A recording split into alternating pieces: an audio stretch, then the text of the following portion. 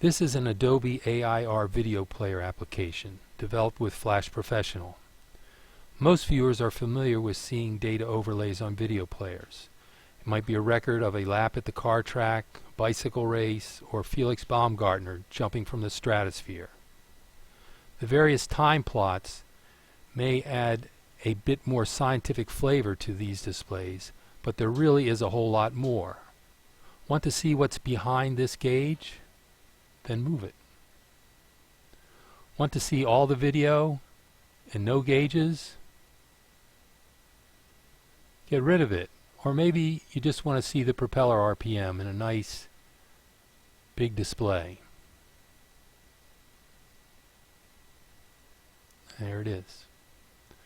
Tired of that? Go back to some preset stage of graphs, data displays.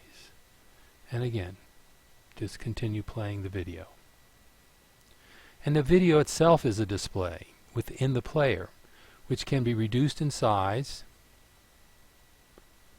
positioned, or can be zoomed in so that the video is bigger than the player size.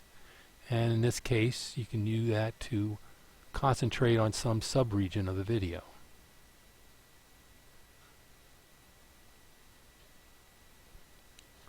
This flexibility is made possible by using Adobe's F4V video file specification, which has all the quality and compression of H.264 encoding, which has the normal video and audio tracks that any player, that's VLC, Media Player, QuickTime, plays.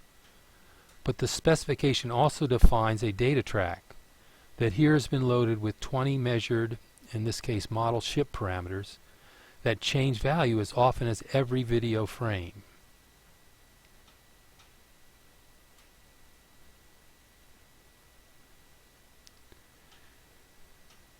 The synchronized video, audio, and data are in one F4V video file. And this can be opened by one of DataInHD's players, where you have the video, audio, and data displayed, or you can open it in any other standard player. In this case, let's try QuickTime.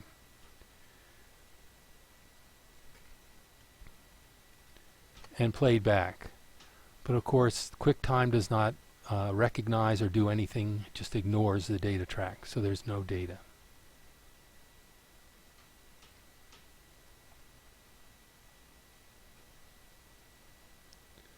It's the playback of this data track, synchronized with video and audio track, that is what updates any of the data displays that the user has chosen to review. Now here are a few other examples of what we call data-enhanced videos. This data-enhanced video is about a race and shows some different displays. In particular, there are three two-parameter plots, one for each of the buggies, a track that goes around this course in Schenley Park, Pittsburgh, and a background, Google Maps background, and it shows the ability of the software displays, data displays, to show a map of something moving.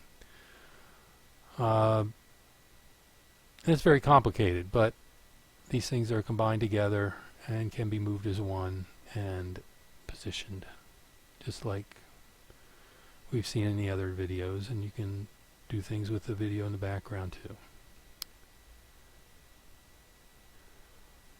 Another example comes from the Sony Action Cam, a trial I did with the Sony Action Cam, and the only data is that generated by the camera itself, its GPS unit. And here it's the vehicle going around some local streets. Now, it was taken at 120 frames a second. It's being played back at 30, so that's why the slow motion. And it shows the ability of the software to handle high frame rates and show slow motion events. This clock is just the versatility of the displays. I was able to recreate the clock I'm taking a picture of. And this is very complicated. Each of these is a 2-parameter plot. It's 3 2-parameter plots, a background and a readout and a label. Let's try one last one. Now this one, instead of bringing up run player as we have in the past, we're going to bring up experiment player. An experiment player is that. It plays an experiment. Experiment consists of many runs. In this case, you get this drop-down video memory, and you can choose whatever run you want. Say, for instance, Earth. And what we're picturing here is a set of 8 pendulums, each with a different length and therefore a different frequency.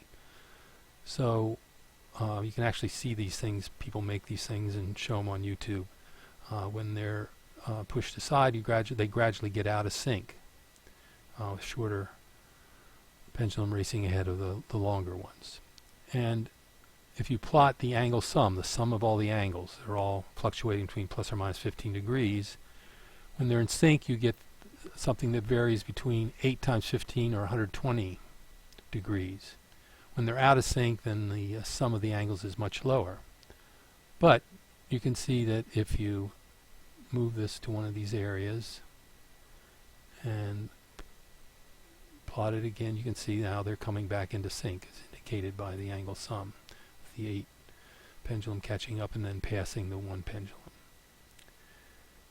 Now, what else can we do here? We have the ability to change videos, and there's this data grid where we can sort the videos based on, in this case, gravitational constant. Let's look for something that's as high as possible, and of course that's Jupiter. And if we start that going, you'll see that on the surface of Jupiter that pendulums swing at higher frequencies than what we're used to here on Earth. Back on Earth for a quick tour of the player capabilities. If you want the complete picture, go to the website, DataInHD.com. Everything's there, including if you have a Flash-enabled browser, you can interact with your own data-enhanced videos. Okay, so along the bottom are the player controls, play, pause, control the speed, control the sound, mute, volume. This is a way to maneuver around the video by frame count, 30 frames a second. So you're going back and forth a second, or you can increment 1 frame at a time. If you know about the time code of your video, you can go to specific points by changing the numbers and pressing go. You can load in the final or initial time code. And you know about this from others. You can change the video playback size. On the displays, whenever you go over one, it's kind of highlighted yellow. You can right click and get a bunch of choices, context menu. Sometimes the graphic unit will have a different context menu. And if you want to get rid of something, just press the X.